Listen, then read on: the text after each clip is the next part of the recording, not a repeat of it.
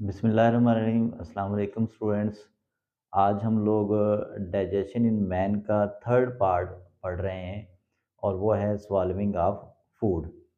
कि जब हमारे ओरल कैविटी के अंदर फूड की डाइजेशन होती है, उसकी मैस्टिकेशन होती है, तो वो फूड जो है उसके बाद हमारे एसोफेगस के अंदर इन होती है।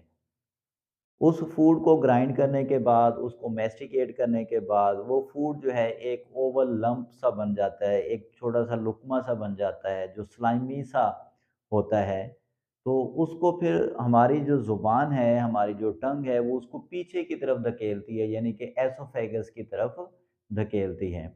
तो इस फूड को जब हम लोग एसोफेगस के अंदर धकेलते हैं टंग के ज़रिए, तो हमारी जो टंग है ऊपर हमारे जो ओरल कैविटी की जो रूफ़ है, उसको टच करती है और फिर उस खुराक को पीछे की तरफ धकेलती है। अब जब खुराक पीछे की तरफ जाती है, तो वहाँ पर पहले खुराक जो है वो फेरिंक्स वाले हिस्से में आती है। तो ये पहले हम लोग पढ़ चुके हैं कि जो हमारा फेरिंक्स है और जो हमारी जो साँस की नाली है और जो खुराक की नाली है, इस पॉइंट के ऊपर इसकी कॉमन ओपनिंग होती है। लेकिन फ़र्क सिर्फ़ इतना होता है कि जो हमारी साँस की नाली है, उसके ऊपर एक लिड मौजूद होता है। उसकी ओपनिंग को हम लोग नाली की ओपनिंग को हम लोग ग्लॉटिस कहते हैं, उसके ऊपर जो लिड होता है, वो कार्टिलेजिनस होता है, उसे हम लोग एपिग्लॉटिस कहते हैं। अब कॉमन ओपनिंग होने की वजह से ये भी हो सकता है कि खुराक जो है वो साँस की नाली में चली जाए। लेकिन ऐसा नहीं होता क्योंकि हमारी जो साँस की नाली है, जब हम लोग खुराक को निगल रहे होते हैं, जब खुराक की स्वॉल्विंग हो रही होती है, तो हमारी जो साँस की नाली है, वो उस ग्लॉटिस के ज़रिए से एपिग्लॉटिस के ज़रिए से बंद हो जाती है।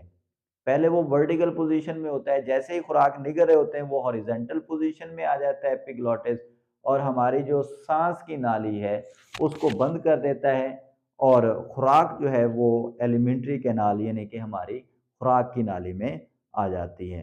लेकिन बाज़ औक़ात मिस्टेकनली जो फूड है वो हमारी साँस की नाली में भी एंटर हो जाती है, तो उसकी वजह से हमें जो है वो वोमिटिंग भी स्टार्ट हो सकती है। तो बहरहाल ये सॉल्विंग के बारे में था कि हम लोग खुराक को कैसे निगलते हैं।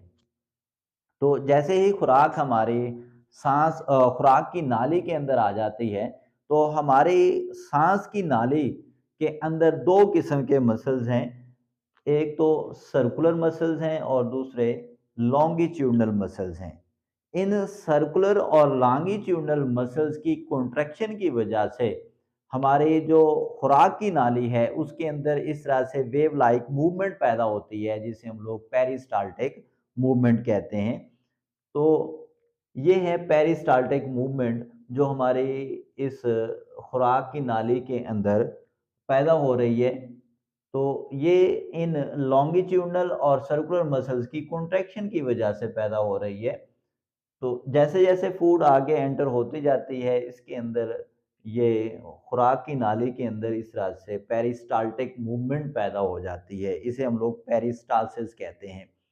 बाज़ औक़ात हमारे इसी खुराक की नाली के अंदर एंटी पेरिस्टालसिस का प्रोसेस भी स्टार्ट हो जाता है। एंटी पेरिस्टालसिस क्या है? रिवर्स ऑफ द फूड कि खुराक जो है वो रिवर्स होना शुरू हो जाती है।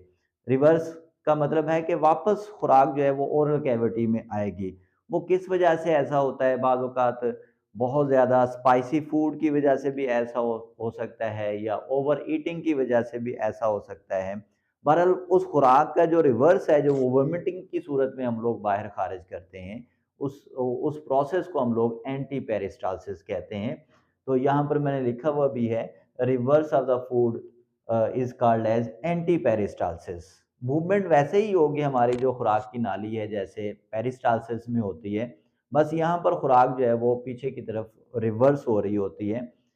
अब बाज़ औक़ात ऐसा होता है कि हमारे ब्लड के अंदर ग्लूकोज़ लेवल कम होना शुरू हो जाता है, तो जिसकी वजह से हमारे जो मसल्स हैं, उनकी कॉन्ट्रैक्शन स्टार्ट हो जाती है।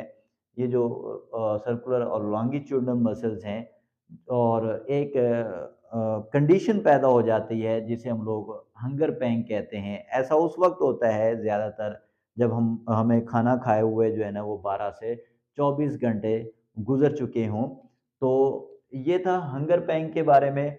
अब ये जो खुराक मूव कर रही है हमारी ओरल कैविटी से हमारी एलिमेंट्री कैनाल में, एलिमेंट्री कैनाल से हमारे स्टोमक में, इसमें एक तो ग्रेविटी इन्वॉल्व है और दूसरा इसमें ये जो पेरिस्टालसिस का जो अमल हो रहा है एलिमेंट्री कैनाल के अंदर, ये 2 मेन फैक्टर्स हैं जिसकी वजह से हमारी खुराक जो है हमारे स्टोमक की तरफ जाती है और आगे स्मॉल इंटेस्टाइन में जाती है। तो स्टूडेंट्स ये था हमारा टॉपिक जो थर्ड टॉपिक है थर्ड पार्ट है डाइजेशन इन मैन का।